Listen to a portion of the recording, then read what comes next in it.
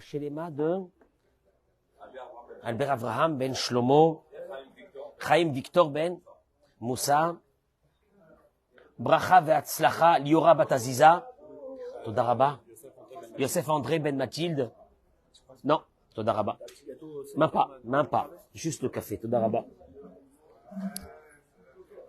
Alors, Boker Tov, Shavuot Tov, on est lundi, mais Shavuot Tov ou Mazzal Tov.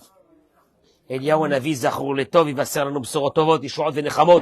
Ce limoud à Torah est dédié pour nos chayalim. Qu'Akadosh Baruch Hu, il les aide.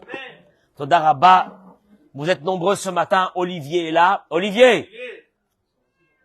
Tu es là ou tu es là? Ben, ton corps est là, ton âme est là.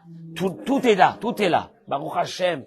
Bracha ve'atzlacha. Merci d'être avec nous dans ce cours de Torah. Je vais aborder le thème qui est un des thèmes centraux de notre religion. Il n'y a pas d'épreuve sans message. Il n'y a pas d'épreuve où l'épreuve n'est pas un message. Tu comprends? Parce que toi, tu reçois un coup, qu'est-ce que tu te dis? À savoir si c'est pas l'autre, si c'est pas celui-là, si c'est pas l'œil, si c'est pas le machin, si c'est pas ta femme, si c'est pas tes enfants, si c'est pas ta belle-mère. Moi, j'ai des épreuves. Mamazé. Il n'y a pas d'épreuve sans message. Message, c'est pas mal déjà. Parce que, Hervé, s'il y a un message, c'est qu'il y a quelqu'un qui m'envoie un message. S'il m'envoie un message, c'est qu'apparemment, il m'aime. Parce que s'il m'aimait pas, il m'enverrait pas des messages. On est bien d'accord ou non? Ouais. Alors, il y a certains qui me diront, qui m'aiment un peu moins. Et qui m'envoie pas des messages. Mais si t'envoies pas des messages, jamais dans ta vie tu pourras évoluer. Parce que t'as pas eu de message. Alors, non, à la place de dire, c'est le Haïnara qui m'a fait ça, dis-toi, c'est une épreuve de Dieu et nous allons voir que c'est marqué dans la paracha de cette semaine. Makatouv. Je vous amène des paroles exceptionnelles qui ont été dites par le Rav. Shalom Jvadron, Zecher Tzadik Livracha. Mais je crois que après ce cours de ce matin, beaucoup seront beaucoup plus détendus dans leur vie. Avec les épreuves. Je vous explique. Eric, il n'y a pas quelqu'un dans ce monde qui aura pas d'épreuves. Après, qu'est-ce que tu fais de ces épreuves? Soit tu les subis en tant que punition, mauvais sort, on m'a mis l'œil, ou bien tu te dis, Dieu il m'aime, il est en train de me parler, et il m'envoie une épreuve. Et vous allez voir que c'est l'un des piliers de notre religion que je vais aborder ce matin, Be'ezrat Hashem. Nos amis qui se connectent dans les réseaux sociaux, partagez-moi ce cours. On m'a bloqué sur Facebook pour une semaine. Je ne sais pas si c'est à cause d'Olivier. Non, Hazve Shalom. On m'a bloqué. Olivier, on m'a bloqué pendant une semaine. Je peux pas partager les cours de Torah. Si les gens partagent eux-mêmes les cours de Torah, donc il y aura beaucoup de monde qui écouteront ce cours. Tout ce que je viens de dire en quelques mots est marqué dans la paracha. Vaishma Yitro. Yitro écoute. Quoi? Et kol asher asa Elohim les Moshe ou les Israël amo. Tout ce que Dieu a fait à Moïse, à Moshe et à son peuple. Qui otzi Hashem et Israël mimitzraïm. Bon, on connaît l'histoire, c'est que Yitro, qui est entre guillemets le beau-père de qui? De Moshe, va venir embrasser la religion juive. C'est énorme. Yitro était, à cette époque, juste pour mettre le contexte, il était le pape. Il était le spécialiste de toutes les religions. Il va tout lâcher. Pour venir embrasser le peuple d'Israël. Alors, le Midrash y ramène. Le Midrash, parce que c'est le Midrash qui va nous ouvrir des portes. Le Midrash y ramène. Mashmu'a shama'uba. Qu'est-ce qu'il a entendu? Alors, le Midrash, il commence et il dit, il a entendu la guerre qu'il y a eu avec Amalek. Bon. Ce sont les paroles de Rabbi Yoshua. Rabbi Yoshua, il dit qu'il a entendu la guerre de Amalek. Et c'est pour ça qu'il est venu. Rabbi Elazar Amar. Rabbi Elazar, il dit, Matan Torah shama'uba. Le don de la Torah, il a entendu et il est venu. Hein, Eric? Ça sous-entend qu'il est venu après quoi? Après Matan Torah. Parce qu'il y a une marloquette. Quand est-ce qu'il est venu? Avant Matan Torah ou après Matan Torah? D'après Rabbi Elazar, c'était qui? Le fils de qui? De Rabbi Shimon Bar Yochai. De Rabbi Shimon Bar Yochai. Rabbi Shimon Bar Yochai, son fils. Bon, il a entendu Matan Torah. Quoi? Qu'est-ce qu'il a entendu? Chez Bécha, chez Nitna Torah, l'Israël, Za'u kol malchei adama be'echalehem.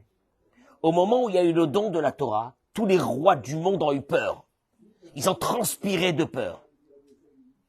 Pourquoi? Pourquoi ils ont transpiré de peur? Ils ont entendu les bruits des quoi? Les éclairs, le tonnerre, la nature s'est arrêtée, les animaux se sont arrêtés de bouger. Un silence, du tonnerre, des éclairs. Qu'est-ce qu'il y a? Ils étaient très inquiets. Ils se sont dit peut-être c'est la fin du monde. Ils sont tous venus chez qui? Chez leur maître. C'était qui leur maître? Bilam.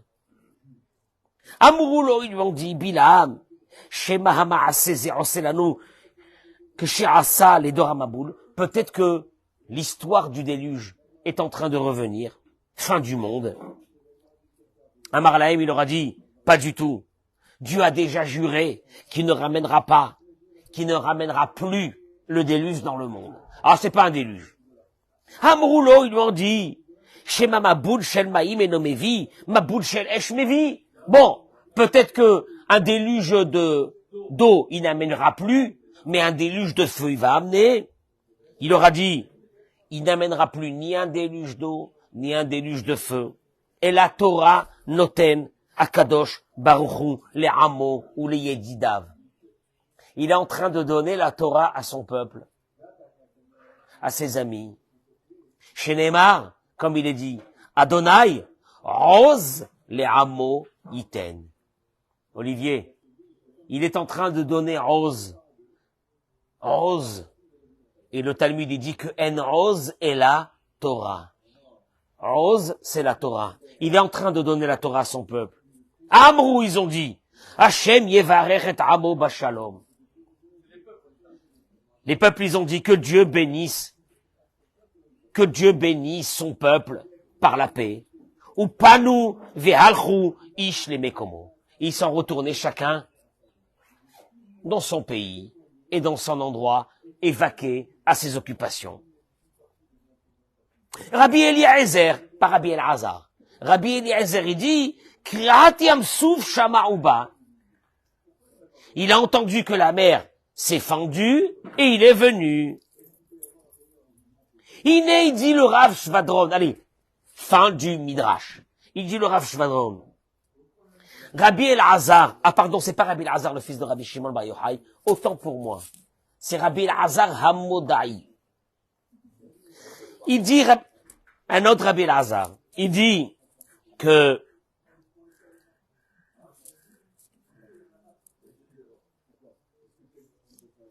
Rabbi Elazar Hammodai ramène tous les avis. Ça veut dire que Rabbi Elazar, il te dit, il a entendu que la mer s'est ouverte. Il a entendu que Dieu il a fait sortir son peuple d'Égypte. Il a entendu qu'il y avait la guerre avec Amalek. Mais ça l'a pas amené à venir au peuple d'Israël. Qu'est-ce qu'il a amené au peuple d'Israël? Le don de la Torah. Quoi? Pas seulement le don de la Torah, il dit Rabbi Elazar. Je vais t'expliquer. Les nations étaient inquiètes. Ils ont entendu un bruit. Ils sont venus chez Bilam. Bilam leur explique que c'est le don de la Torah que Dieu est en train de donner au peuple d'Israël. Viens ici, ramène les paroles du Sava de Kelem. Le Sava de Kelem, il dit que, il dit comme ça, Kol oved avoda zara midabek benafsho el sheker. Share, im nitbonen nimtza shekol mitziut avoda zara ve'asor davare ou ma'asi yadav ve'im yadanu she'avidinish arei kol sheker nachzuke. Il te dit, chaque personne dans la vie, te dit le Sava de Kelem, est attaché à sa vie. Il est attaché à ce qu'il fait dans sa vie. Il est attaché à ses habitudes. Il est attaché à ses conceptions qu'il a créées dans sa vie. Il est attaché à ses travers qu'il amène de sa famille et de ses parents. Il est attaché à tout ça. T'inquiète pas. Et mieux que ça, la Gemara dit que Avid inish l'achzouke dibouré. Quand une personne elle a une conception de sa vie, elle est très attachée à ça Et elle ne veut surtout pas se détacher. Et quand tu viens lui expliquer qu'il y a d'autres conceptions dans la vie, il n'accepte pas. Bon, alors qu'est-ce qu'il y a? Il dit, regardez comment le Savad de Kelem, il va rentrer dans cette histoire. Il dit, nous voyons aujourd'hui que le monde où il n'y a aucune valeur de Torah est un monde qui est en faillite. Hein? Il est en faillite. Non? Hein? Pas en faillite, hein? Il est en faillite. J'ai écouté une journaliste israélienne qui disait elle est pas religieuse, hein, du tout. Elle disait qu'elle avait mis ses enfants dans une école religieuse. Ils ont dit pourquoi? Pourquoi? Elle leur a dit, mais je comprends pas pourquoi vous posez une question pareille. Vous le savez que le monde non religieux est en faillite. Il n'y a plus rien. Il n'y a plus rien. Quand tu vois des jeunes en Israël remplis de tatouages, de boucles d'oreilles, de piercings, de drogue, de shit. Hein? C'est la jeunesse. De rêve partis. Hein? De destruction du cerveau. Quand tu vois ces jeunes filles qui sont complètement déstructurées, qui ont 25 ans ou 30 ans, et tu te poses une question, est-ce que cette jeune fille un jour va pouvoir porter des bébés et les éduquer? Les éduquer, parce qu'on parle de quelque chose de sérieux. Non? Non. Hein? D'alcool. On les voit ici. Ici, il y avait une époque, parce que maintenant, chez nous, tout l'endroit qui est autour de nous est privatisé pour des familles qui viennent du nord et du sud d'Israël. Mais il y a une époque où ici, vous aviez des rêves parties qui commençaient à 9 heures du soir et qui se terminaient à 9 heures du matin. Tu peux pas tenir 12 heures de nuit comme ça, si ce n'est que tu es imbibé et d'alcool et de drogue, et tu les vois, c'est des jeunes filles qui sortent d'ici, fracassées du cerveau, après avoir consommé toutes les substances d'excitation. Maintenant, tu te dis, cette petite jeune fille qui passe là, moi, à mon âge, quand je les vois passer, qu'est-ce que je me dis? Ça peut être ma fille. Elle va porter un jour des bébés. Elle saura tenir un foyer. C'est une vraie question. C'est une vraie question. De cette génération qui est partie en fumée. Elle est déjà partie en fumée.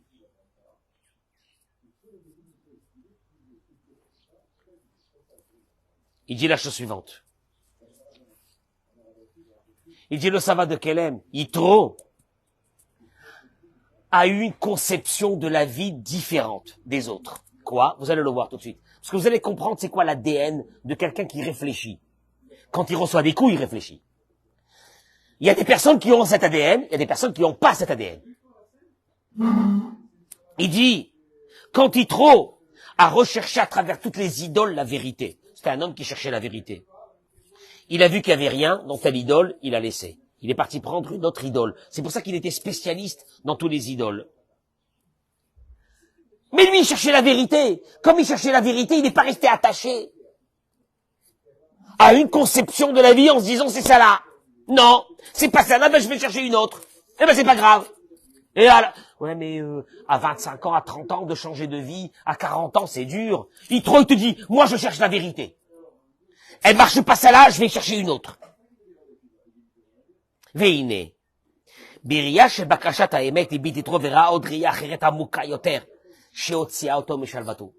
Mais qu'est-ce qui a vraiment ébranlé Yitro? Amalek, il a entendu la guerre de Amalek, il n'a pas changé, hein. Encore. Il a entendu la sortie d'Égypte, il n'a pas changé. Quand est-ce qu'il va changer? Il a entendu que la mer s'est ouverte. Il n'a pas changé. Quand est-ce qu'il va changer? Quand il entend que toutes les nations sont venues chez Bilam. Écoute-moi bien. Inquiets. Et que Bilam leur dit, non, ne vous inquiétez pas. Tout ce qui se passe dans le monde, c'est pas un phénomène de destruction du monde. C'est quoi seulement? Le don de la Torah que Dieu va donner. Alors, toutes les nations disent, Adonai, Adonai yevarech amo bashalom. Dieu a donné la Torah à son peuple, que Dieu bénisse son peuple, et ils sont repartis chez eux. Et là, Yitro dit, c'est abominable, c'est abominable. C'est ça qui va amener Yitro. C'est abominable.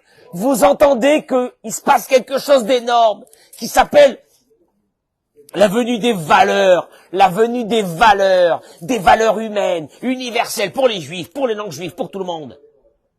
Et vous écoutez ça et vous dites que Dieu bénisse son peuple et vous retournez chez vous. C'est horrible. Yitro dit, moi toute ma vie je cherche la vérité pour devenir quelqu'un de bien. Et maintenant j'entends qu'une vérité est arrivée. Je voudrais aller l'entendre et la voir. Et vous écoutez ça et vous retournez chez vous. Ça, je peux plus. Tu as entendu? Je peux plus. En 2 mots, Olivier, qu'est-ce qu'il te dit, Yitro? Yitro te dit, tu reçois des messages et tu n'écoutes pas. Tu n'écoutes pas. C'est la fin de ta vie. Il n'y a pas plus pire que ça. Parce que des miracles, on a écouté des miracles, c'est mignon les miracles, c'est beau les miracles, hein. C'est beau, la mer elle s'est ouverte, machin. C'est pas ça qui change Yitro, il dit ça va de Kélem. Tu sais ce qui change, il change Yitro? Ce qui secoue Yitro dans sa tête, c'est que vous écoutez, qu'il y a une conception nouvelle de l'humanité qui est en train de naître. Celle des valeurs humaines, celle de l'humanisme, celle de l'humanité, celle de la crainte de Dieu, celle du changement de toi-même que tu évolues dans ta vie. T'écoutes pas ça? Tu dis, Hazak ou Baruch pour le peuple d'Israël, et tu t'en vas? Ça, je peux pas. Il dit, je peux pas. C'est la pire des choses. C'est-à-dire que, pour Yitro, il y a plus pire que la mer qui s'est ouverte et les miracles. Ouais, les miracles, des miracles. Yitro, il te dit, il y a une chose, moi, qui va me tuer. C'est laquelle? C'est quand je vois une humanité qui continue à vivre une vie. Sam, il y a des messages. Et tu continues à vivre une vie normale. Tu te poses pas des questions. C'est un peu ce qui nous arrive aujourd'hui aussi, hein. Il y a des messages, hein, qui arrivent là, hein. Hein? Non? Hein? La terre d'Israël est menacée. Le juif est menacé. La justice à Hague, des clochards, sont en train de nous juger. Des voyous, qui dans leur propre pays, c'est la débandade totale, ils sont en train de nous juger à nous, parce que nous, on n'aurait pas dû réagir. Hein? On a égorgé combien? 1500? Vous les juifs, vous ne devez pas réagir quand on vous égorge. Vous devez tendre à la deuxième joue, comme Jésus. Vous n'avez pas le droit de vous défendre. Non, vous n'avez pas le droit de vous défendre, vous les juifs. Et vous ne posez pas des questions. Qu'est-ce que Dieu veut qu'on change dans notre vie? Puisque tout vient de Dieu. Et là, je vais vous amener une chose qui est très importante parce qu'on va se recentrer sur le particulier, sur nous-mêmes d'abord. Tu vois, il y a eu un homme qui analyse une situation et qu'il dit le sabbat de Kélem. À travers l'analyse de la situation, il décide de quoi? Complètement. De changer complètement. Il a fait toutes les idoles du monde. Mais il dit, il y a une chose qui, pour moi, elle est épouvantable. C'est cette humanité qui ne comprend pas qu'il y a des messages. Moi, je vais leur montrer que je comprends qu'il y a un message. Je vais y aller voir ce qui se passe chez les Juifs. Je vais essayer d'adhérer à leur religion pour voir ce qu'ils disent. Est-ce que c'est vrai ou c'est pas vrai? Est-ce que c'est bien ou c'est pas bien? Mais moi, je suis à la recherche de la vérité, quitte à ce que cette vérité me change complètement. Quitte à ce que cette vérité me change complètement. Voilà l'histoire de Yitro. Parce que Yitro, on va manger la pièce montée, hein? Et on va manger les petits coquelets. C'est sympa, hein? C'est sympa, c'est mignon. Les petits coquelets, les petits machins, les petits ci. Ouais ou non? Ça va. Mais, tu fêtes Yitro, alors viens, on va le fêter de façon convenable. Qui veut dire quoi? Yitro m'apprend une chose extraordinaire. Yitro, il m'apprend que s'il faut que je change dans ma vie à un moment donné de vie, je change. Parce que ce changement m'amène vers une idée de vérité. Je terminerai juste par une chose qui est très simple. C'est que parmi les 3 piliers de la Emouna, il n'y en a pas 4, il n'y en a pas 2. Olivier, il y en a 3. Tu les connais les 3 piliers de la Emouna? C'est quoi le premier pilier de la Emouna? Que tout ce qui t'arrive dans ta vie, ça vient de qui? De Dieu. Particulièrement. particulièrement. Deuxième, c'est Rabbi Akiva qui nous l'a annoncé, le deuxième pilier, hein, que tout ce qui t'arrive, c'est pour le bien. Ah, même quand tu as les boules. Ah, il y a les boules. C'est pour le bien. Tu comprendras peut-être plus tard, mais c'est pour le bien. Troisième pilier, c'est celui-là que je vais parler aujourd'hui. Que tout ce que Dieu fait avec toi et t'envoie comme épreuve, c'est pour que tu connaisses à travers cette épreuve Dieu beaucoup plus fort, beaucoup plus proche que ce que tu l'aurais connu si tu n'avais pas eu cette épreuve. Traduction des mots, c'est cette troisième qui m'intéresse. Que quand il t'arrive quelque chose, David, il y a deux façons. Une tu dis j'en ai marre, j'en ai marre. Ah, ça m'a servi à quoi cette religion? J'en ai marre. J'ai fait le livre de Tehillim 10 fois, ça n'a pas marché. Et Dieu il te dit, regarde, je t'adore, je t'aime. En vérité, tu sais ce que je fais? Des milliards de kilomètres entre nous et le ciel. Des milliards de kilomètres. Je t'envoie un message, un SMS. Non, pas un SMS, on dit plus ça. Un WhatsApp. Je voudrais que tu te rapproches de moi. À travers ton épreuve. Et vous allez voir tout de suite. Il dit comme ça. Le Rabbi Nachman de Breslev, il dit, chez Kol Masher envers à la Adam, que tout ce qui se passe, tu entends? Toute épreuve qui arrive à l'être humain. Yesh Meser. Tu peux monter et tu peux descendre. Tu m'entends, David? Toute épreuve, il a un message. Ashayach la tachlit shelo. Il dit Rabbi Nachman. Et ce message est venu pour que tu accomplisses dans ce monde ton but. Qui est quoi?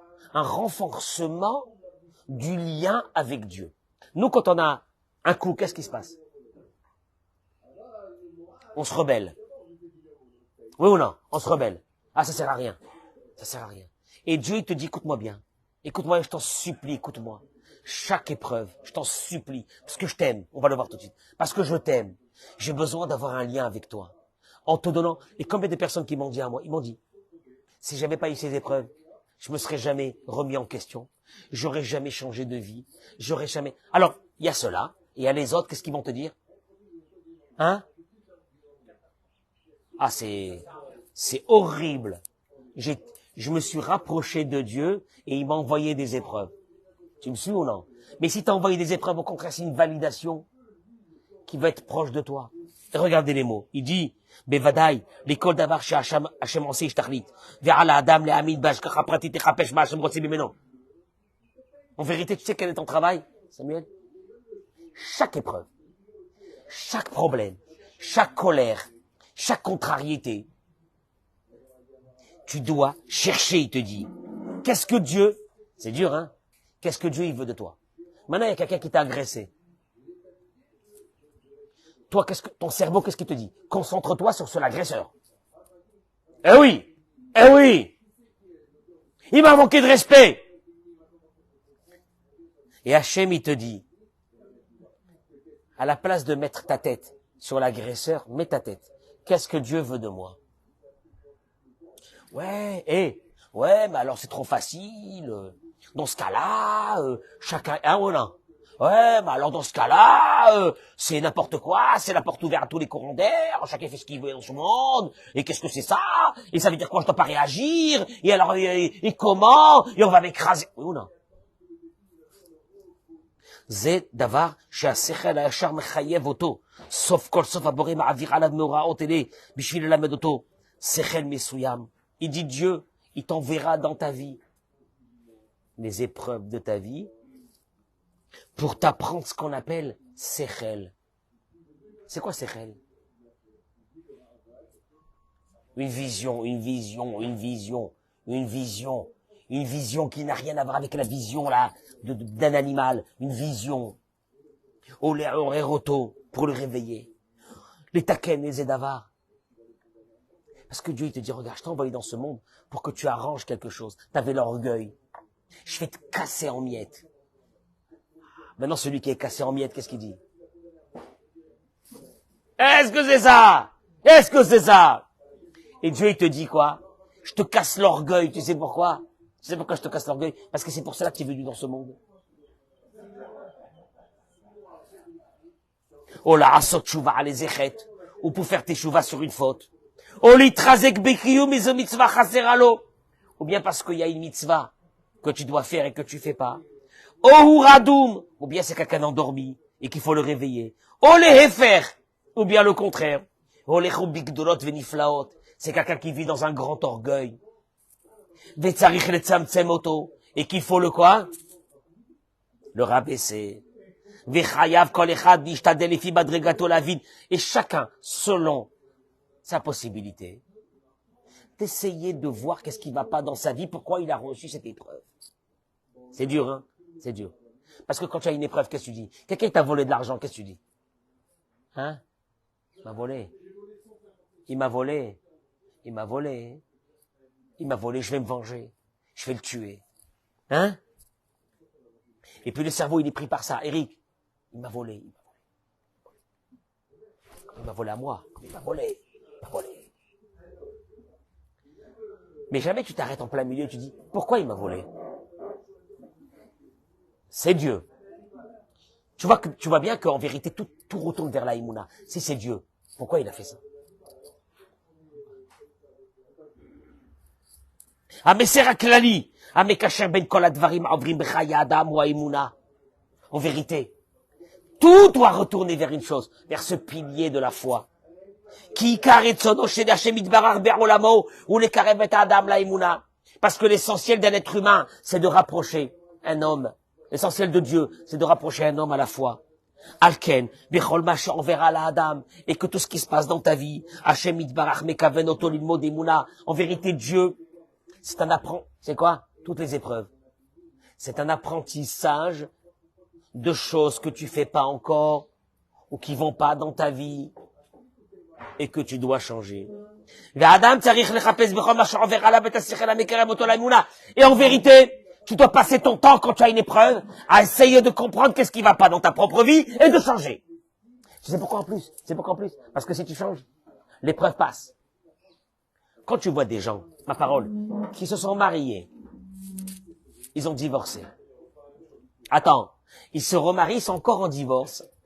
Et dis-moi, il y a quelque chose dans ta tête ou il y a rien? Il a des réponses, lui. C'est pas de ma faute. Je tombe chaque fois sur des tordus.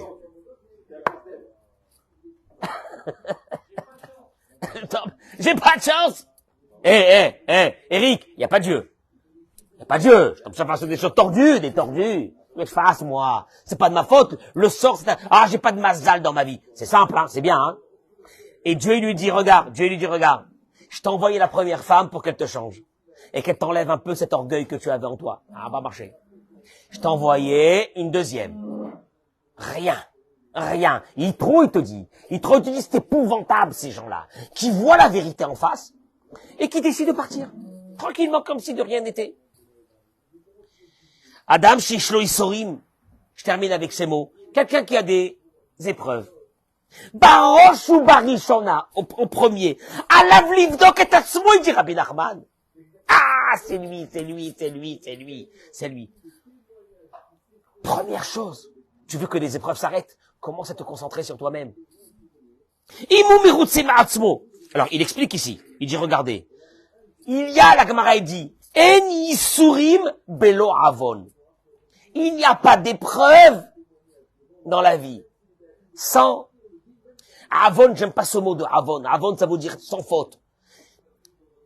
Il y a une déviance dans ta vie, il y a quelque chose qui va pas dans ta vie, et Dieu va t'envoyer ce qu'on appelle des épreuves. Il ne peut pas y avoir des épreuves pour rien. Et il explique, et il dit, comme le Ramban, le Nachmanide, le Ramban, qui est autant du Rambam, du Maïmonide, il dit, En la Adam chelek betorat Moshe Rabbeinu. Le Ramban, il dit, un juif n'a pas de place dans la Torah de Moïse.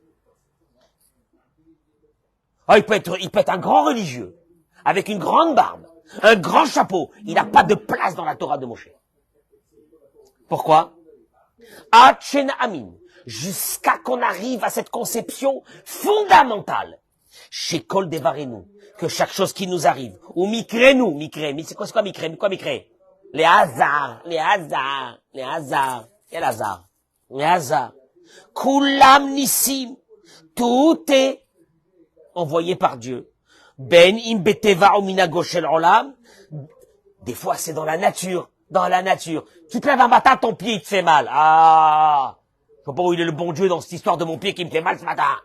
Il me fait mal ce matin parce qu'il y a un mauvais temps, et comme il y a le mauvais temps, ben j'ai des rhumatismes. Et comme j'ai des rhumatismes, alors j'ai mal. Non.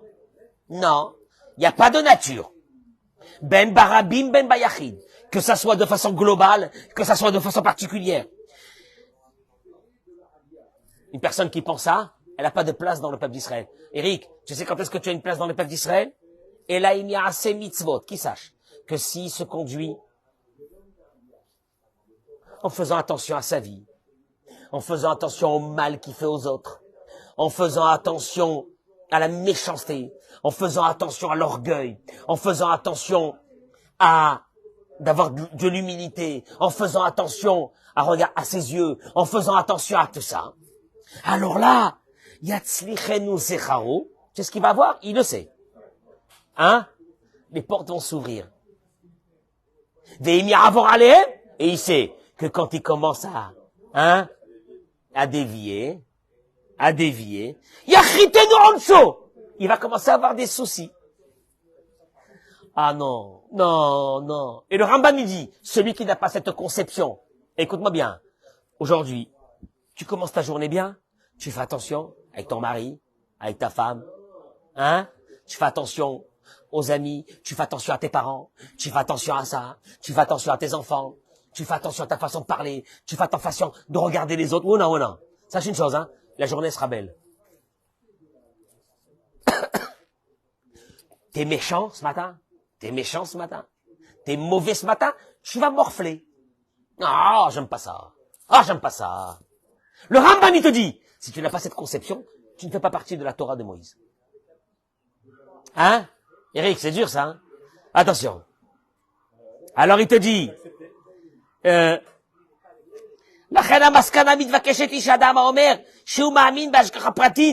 personne qui te dit, moi j'y crois en Dieu.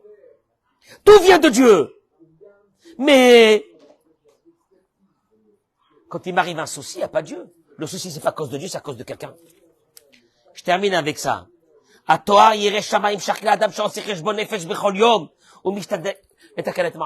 Tu sais qui c'est qui s'appelle? Il dit Rabbi Nachman de Breslev, qui a la crainte de Dieu. C'est celui que tous les jours, il réfléchit sur sa vie.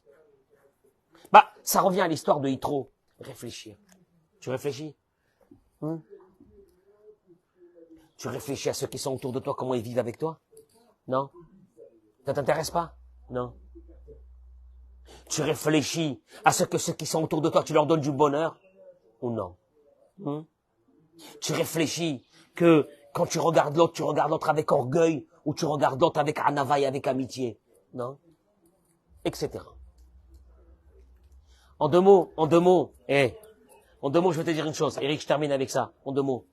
Tu sais qui c'est qui va être heureux dans sa vie? Heureux. C'est celui qui a compris cette conception que Dieu ne le lâchera jamais. Et que les épreuves sont venues pourquoi? Pour te dire que ça va pas. Les épreuves, ça va pas avec ta femme. Ça va pas avec ta femme ce matin. C'est pas, je sais pas ce qu'elle a, celle-là, elle est folle. Elle est folle ce matin. Non. Comment ça? Je t'en supplie, te dit Dieu. Peut-être qu'hier, tu as eu de l'orgueil. Peut-être qu'hier, tu as fait du lachon hara. Et ta femme, elle te... Et je dis aux femmes aussi vice-versa. Et vice-versa. Et je dis aux femmes, pourquoi les femmes aussi, ils n'ont pas leur service divin? Ton mari te regarde mal aujourd'hui, pourquoi il te regarde mal? Qu'est-ce que tu fais? Non.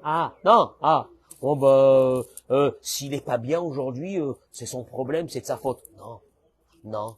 Qu'est-ce qui va pas avec toi aussi? Traduction des mots. Il te dit trop.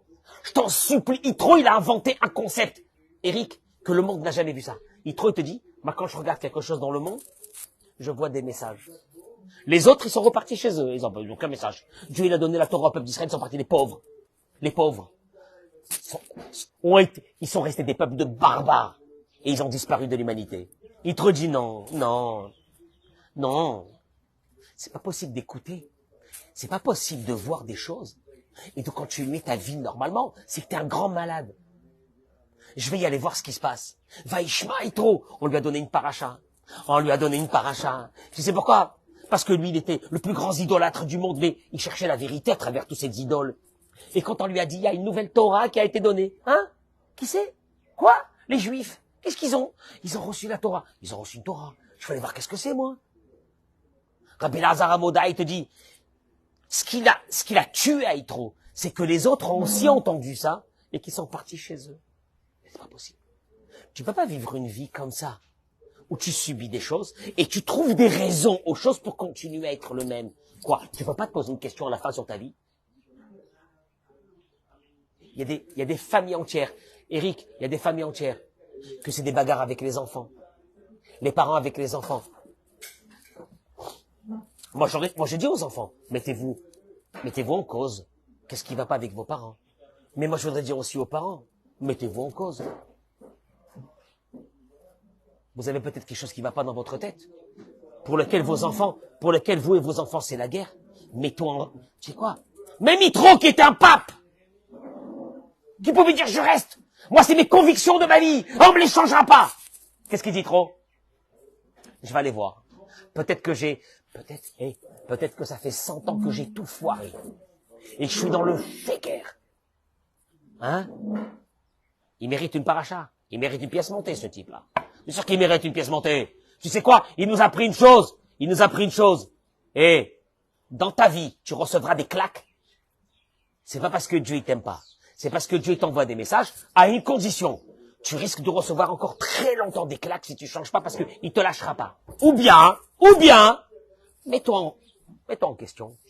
Mets-toi en question. N'importe qui se met en question. Même Yitro, il s'est mis en question. C'était un homme prestigieux, adulé dans le monde entier.